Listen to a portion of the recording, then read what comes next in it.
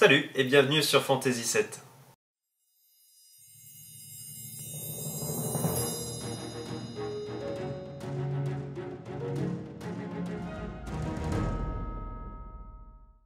Aujourd'hui, nous parlons d'un décor de marché. Donc, j'ai une idée de base, c'était la place du marché avec la fontaine. Ça, c'était mon idée. Mais le problème, c'est qu'une place de marché sur fontaine, c'est extrêmement plat. On allait perdre un petit peu en homogénéité dans les bâtiments. Donc du coup, il a fallu que je trouve une idée. Et cette idée, c'est de faire un cloître tout autour. Donc c'est assez imposant. Donc du coup, au final, le marché, il y a assez peu d'échoppes. Donc je voulais en faire un. Le rendu est pas mal. Je vous laisse apprécier. Je vous laisse commenter. Un petit pouce bleu pour la forme, ça fait toujours plaisir. Un commentaire sur ce que je pourrais améliorer ou des idées de bâtiments. Allez, je vous laisse un bon visionnage et je vous revois tout de suite après. Alors, comme tous les autres décors, on commence avec une plaque de 30 par 30. On prend du polystyrène extrudé. Là, en l'occurrence, c'est du 5 cm d'épaisseur.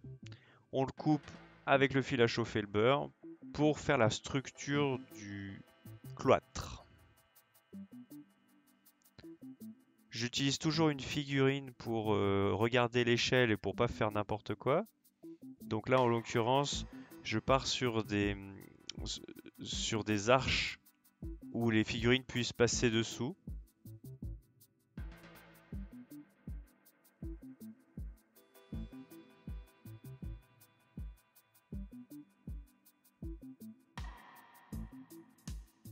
On coupe tout ça avec le fil à chauffer. Donc il faut y aller précautionneusement, pardon.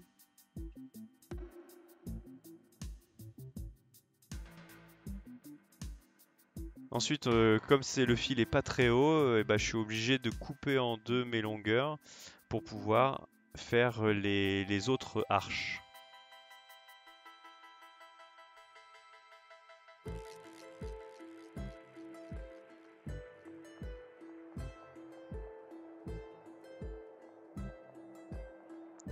Donc je me suis dit que ça pouvait être sympa le toit du cloître de le faire biseauter vers l'intérieur du cloître, un peu comme un atrium dans les maisons romaines.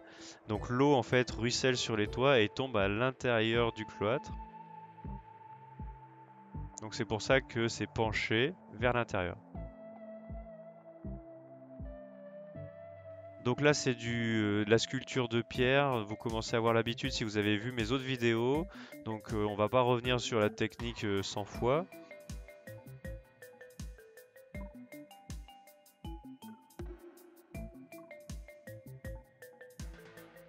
Et donc là il faut faire ça sur toutes les colonnes, tous les murs du cloître. Et donc ça donne ça, et il faut faire ça 4 fois.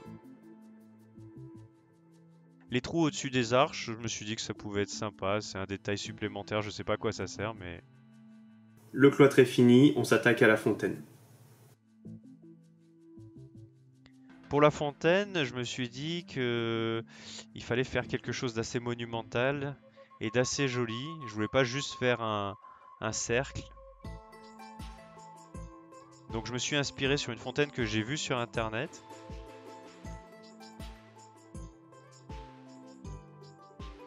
Donc là, j'y vais vraiment au feeling.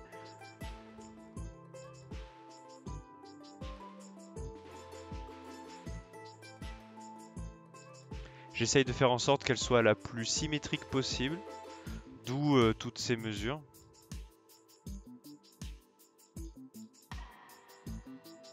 J'utilise une pièce de monnaie pour faire les arrondis.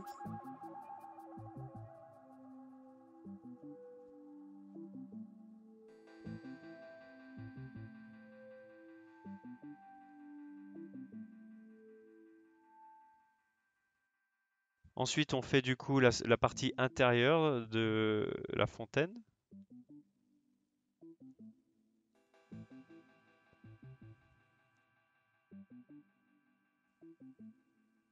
Voilà, alors on a l'impression que c'est une croix un petit peu comme dans les églises.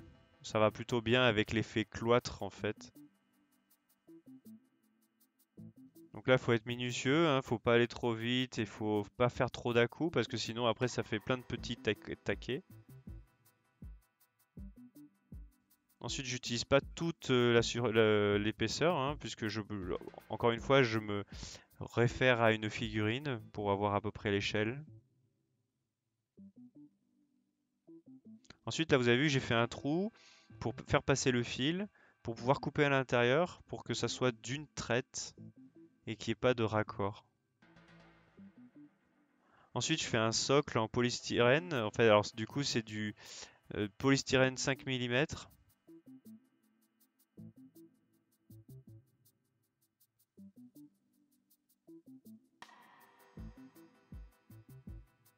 Ensuite, sur un carton de cornflakes, je redessine la forme pour avoir mes trois structures.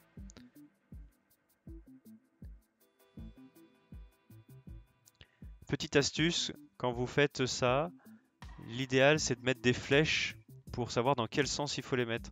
Parce que comme c'est pas parfaitement symétrique, si vous voulez pas que ça merde un petit peu au montage, il faut mettre une flèche sur tous vos éléments. Donc là je fais le pilier central, tout bête.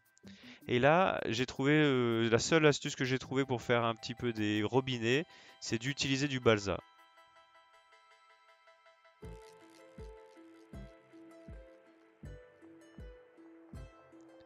Ensuite sur le dessus j'ai décidé de faire un astrolabe. Je trouve ça assez joli et l'idée n'est pas de moi, hein, je triche un peu, je l'ai vu aussi sur internet.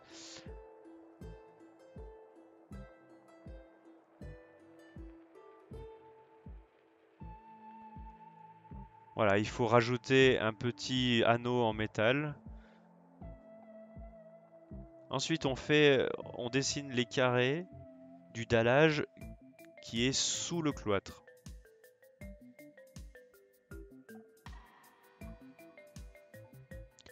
Ensuite, comme c'est un cloître en ruine puisqu'on est dans Mordheim, il faut pas qu'il soit trop propre et donc du coup maintenant je coupe un peu, j'abîme la structure.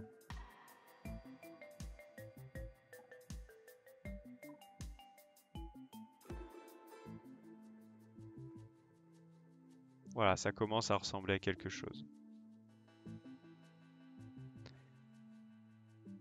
Ensuite, on s'attelle à mettre les tuiles. Donc pour la technique des tuiles, je vous invite à regarder la vidéo tuto spéciale toit. Donc vous voyez, là c'est en accéléré, hein, mais c'est globalement assez fastidieux, mais ça a un rendu plutôt sympa.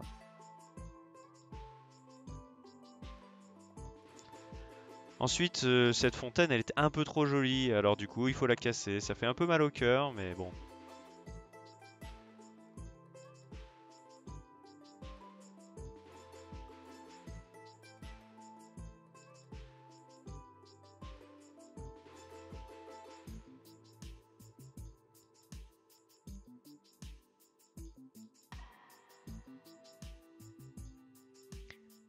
Maintenant, on passe au flocage de base qui sera recouvert de peinture.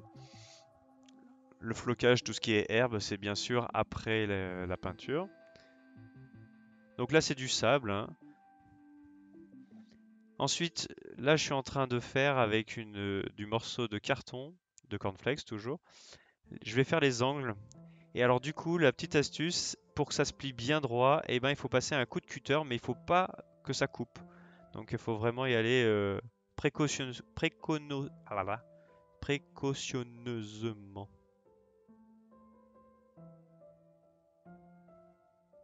Colle super glue pour aller plus vite. Une figurine, je crois que j'avais trouvé dans un Kinder à une époque où les figurines de Kinder étaient vraiment intéressantes. Ensuite, je repère le trou que j'avais fait, que j'avais laissé, et je casse les tuiles.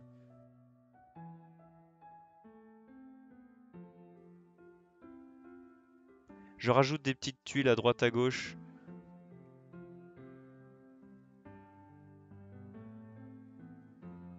Ensuite, il n'y avait pas assez d'éléments cassés dans cette structure effondrée, et donc du coup, j'en rajoute.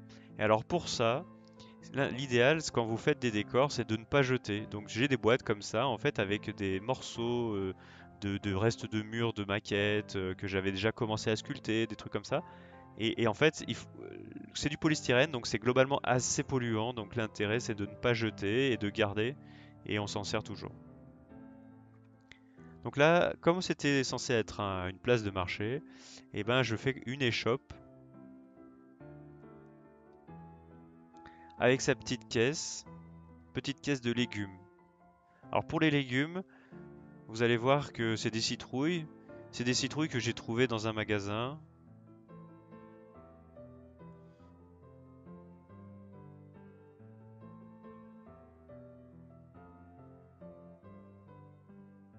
Donc là, globalement, c'est très facile à faire, hein. Toujours avec du balsa.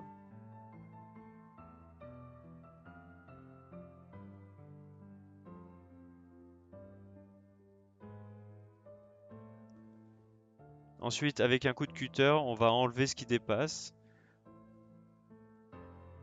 sans vous couper les doigts.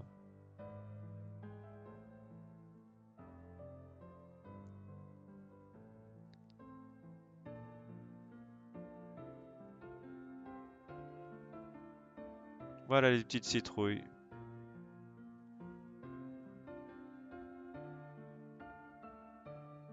Allez, on va mettre ça en place. Donc, au-dessus de l'échoppe, j'ai coupé du tissu pour faire un toit.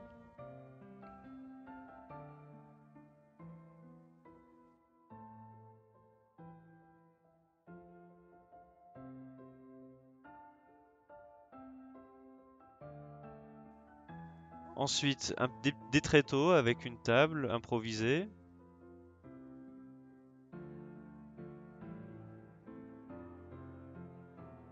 Dans ma boîte à rabio, donc j'ai essayé de chercher de quoi, qu'est-ce qu'ils pouvaient vendre, et donc du coup je me suis dit une hache naine et un petit bouclier.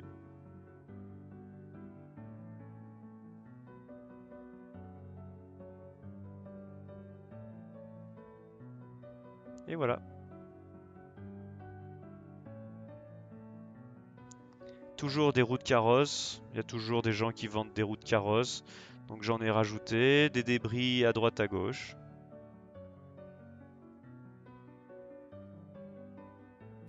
Et voilà, donc vous avez vu un peu la fabrication de A à Z du décor du marché. N'hésitez pas du coup à commander, à liker, à vous abonner, à activer la cloche, ça serait le top. Et maintenant, on passe au visionnage du décor final. Merci, bisous.